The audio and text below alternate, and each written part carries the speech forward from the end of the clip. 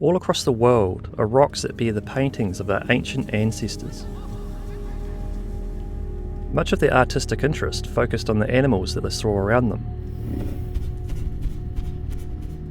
Some of the species shown, like deer and bison, can still be found today.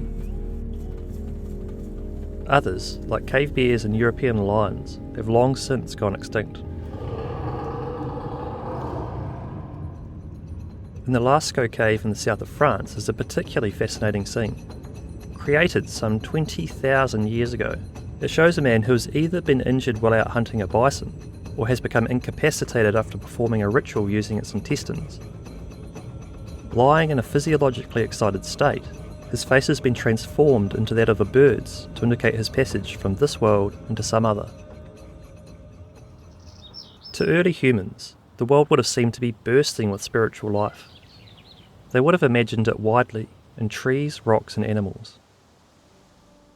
As time went on, human spirituality shifted away from the spirits to an unending number of gods and goddesses with complex personalities and intricate family relationships. Then around 3,500 years ago in Egypt, the idea emerged for the first time that there is really just one single deity that rules over everything. As this idea was developed and new religions arose, the picture of existence that emerged was a terrifying one.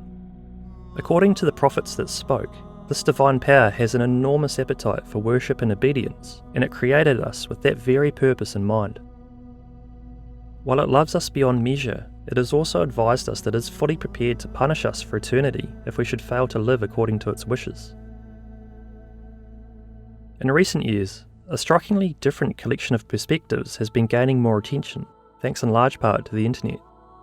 It comes to us from otherwise ordinary people who have been in the unfortunate situation of almost dying.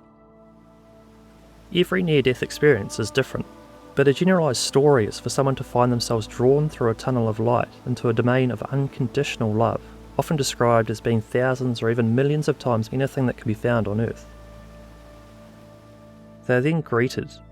Sometimes it's by relatives who have passed on, sometimes it's by beings of light, sometimes it's just by an unseen loving presence, and sometimes it's by a figure from the religious tradition of their upbringing or existing worldview. A conversation then takes place that is almost always carried out not in words, but in thoughts, feelings, and visual metaphors. When asking about the meaning of life, they may be told that we each choose our lives as a temporary perspective that helps us to expand and grow. Just as the setting of the sun reveals the existence of countless stars, so too does life, with all of its many hardships and challenges, help reveal a range of important spiritual truths, and enables us to test ourselves in relation to them through the practice of wisdoms. While the experience of life is far from easy, our choice to be here at all is regarded as incredibly courageous, and great admiration is held for us. It may also be communicated that despite the appearance, we're not truly separate from each other. In fact, we're all an integral part of one unified thing. The contribution that we each make to it is unique, and there's nothing that we can do in life that can change the love that exists for us. Eventually, alongside whatever else is discussed, they're told that it is not yet their time, and that they need to go back to the world to fulfill their purpose. The search for meaning is as old as humanity itself, and while it's possible that near-death experiences are just made-up stories or hallucinations from brains that are struggling in their final moments, reports of them number in the tens of thousands. They come from people from all walks of life, and they're frequently described as having been more real than real life. Between now and whenever we each get to find out any truth here directly, let's hope that no bison are involved in helping that moment along.